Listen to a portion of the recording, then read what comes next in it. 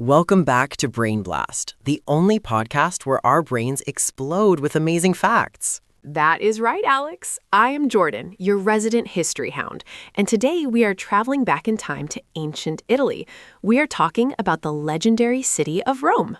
Rome, home of gladiators, pizza, and really old broken buildings. Well, pizza came a lot later, but yes. And the story of how Rome started is one of the wildest myths ever told.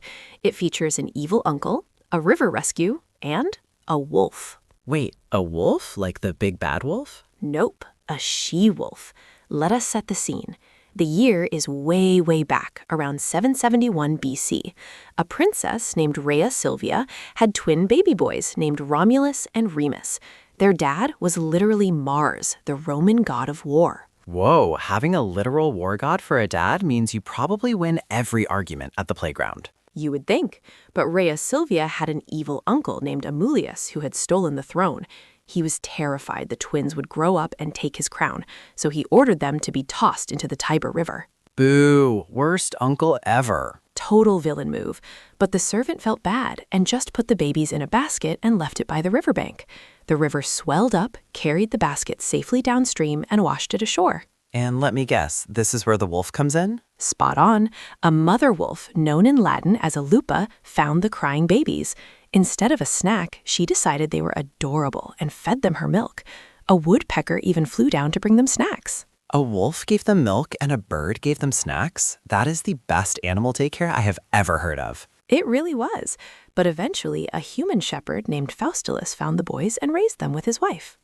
Back to boring human food. Goodbye, sweet woodpecker snacks. Romulus and Remus grew up to be strong, brave shepherds. They protected their flocks from thieves and wild animals. Because they had wolf power? Well, maybe just really good genetics.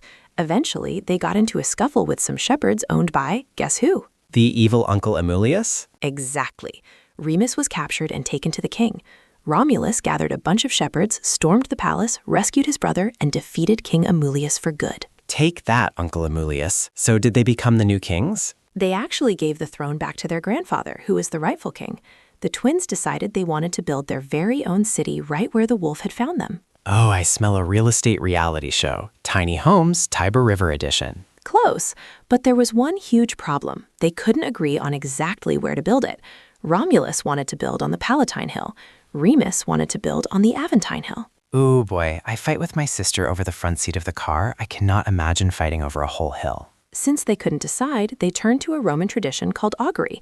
This is where you watch the flight of birds to see what the gods want. Wait, they let pigeons make their major life decisions? Pretty much. They sat on their separate hills and watched the sky.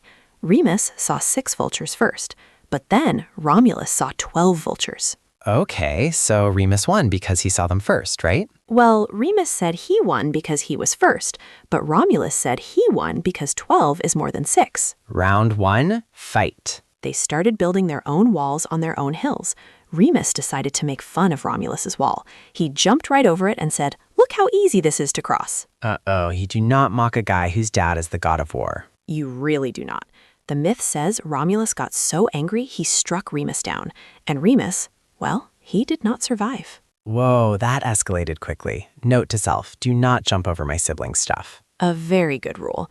Romulus became the sole founder and first king of the new city, and because his name was Romulus, he named the city Rome. Wow, imagine if Remus had won, we would be calling it the Roman Empire? No, the Riemann Empire, eating Riemann pizza. Exactly. Rome was officially founded in 753 BC. Romulus went on to rule for a long time, creating the first Roman laws and armies. And it all started with a floating basket and a very nice wolf. That is the myth. While historians know the city of Rome grew slowly over time from small villages, the ancient Romans loved this epic origin story. It showed they were tough, favored by the gods, and survivors. Well, I give that myth 5 out of 5 howling wolves. That's all the time we have today on BrainBlast. Join us next time for more mind-blowing history. Until then, keep your brain blasting.